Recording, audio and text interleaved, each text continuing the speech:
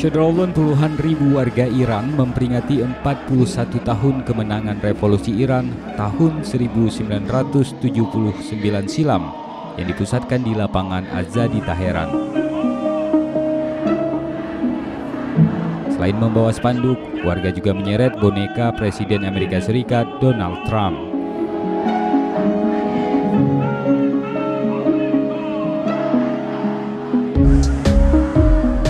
Presiden Iran Hassan Rouhani bahkan hadir di sini dan ikut meneriakkan slogan-slogan anti Amerika Serikat dan memuji industri negaranya dengan mengklaim kekuatan militer yang terus meningkat dibantu insinyur di bidangnya. Amerika be ma miguyad bayad be gozashte bargardid, bayad be 41 sal pish bargardid va sukhan mardum ma in ast ma be aqab bar nemigardim. Rah و مسیر ما برای پیشرفت و تعالی این کشور است. اونایی که میگن ما در برابر آمریکا نمیتونیم وایسیم و پیشرفت بکنیم به دست کشاورزان ما نگاه کنند.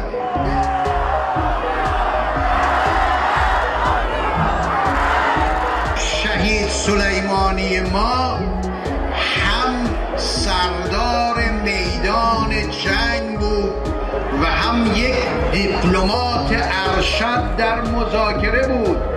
شهید سلیمانی در مسیر رفتن به جلسه سخن و گفتگو با نخست وزیر عراق شهید شد. شهید سلیمانی به سمت میدان جنگ نمیرفت، به سمت میدان دیپلماسی میرفت که شهید شد. قدرت ما و قوت ما هست که صلح را حفاظت میکند.